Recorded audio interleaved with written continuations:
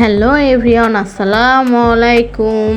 আজকের পর্বে আরেকটি রেসিপি নিয়ে আপনাদের মাঝে চলে আসলাম। আজকে করে দেখাবো লইট্টা শুটকি দিয়ে লতি রেসিপি।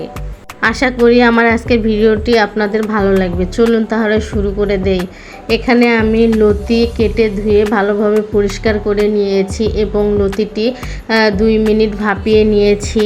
এরপর লইট্টা শুটকি নিয়েছি, এটা আমি 30 মিনিট ভিজিয়ে রেখেছিলাম। এরপর প্যানে পরিমাণ মতো তেল দিয়েছি। তেল গরম হয়ে আসলে দিয়ে দিয়েছি পেঁয়াজ কুচি আর মরিচ ফালি করে দিয়েছি কয়েকটি। এরপর ভালোভাবে পেঁয়াজটা ভেজে নিব। পেঁয়াজটা একটু নরম করে ভেজে নিব। পেঁয়াজটা নরম হয়ে আসলে দিয়ে দিব লইট্টা শুটকি।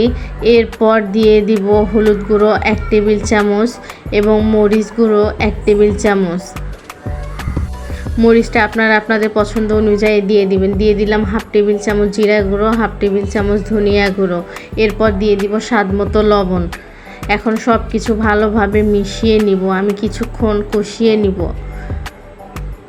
এই পর্যায়ে চুলার আঁচ মিডিয়ামে রেখে আপনারা ভালোভাবে কষিয়ে নেবেন, যাতে শুটকির কোনো রকম গন্ধ না থাকে। এরপর দিয়ে দেব আদা বাটা 1 টেবিল চামচ, রসুন বাটা 1 টেবিল চামচ। এখন সব কিছু ভালোভাবে মিশিয়ে নিব। আপু এবং ভাইয়াদের কাছে একটা রিকোয়েস্ট, যারা এখনও আমার ইউটিউব চ্যানেলটি সাবস্ক্রাইব করেননি প্লিজ আমার ইউটিউব চ্যানেলটি সাবস্ক্রাইব করে দিবেন এবং পাশে থাকা বেল আইকনটি প্রেস করে রাখবেন। আর যারা ফেসবুক থেকে দেখছেন অবশ্যই ফেসবুক পেজটি ফলো দিয়ে শেয়ার করে রাখবেন। কষানোর জন্য সামান্য পরিমাণ পানি দিয়ে দিয়েছি। এখন ভালোভাবে মশলাটার সঙ্গে কষিয়ে নিব। দেখুন আমার ভালোভাবে কষিয়ে নেওয়া হয়ে গিয়েছে, উপরে তেল উঠে এসেছে, দেখে হয়তো বুঝতে পেরেছেন। এই পর্যায়ে দিয়ে দিব লতিটা আমি 5 থেকে 6 মিনিট ভাপিয়ে নিয়েছি। এখন সব কিছু ভালোভাবে নেড়ে চেড়ে মিশিয়ে নিব।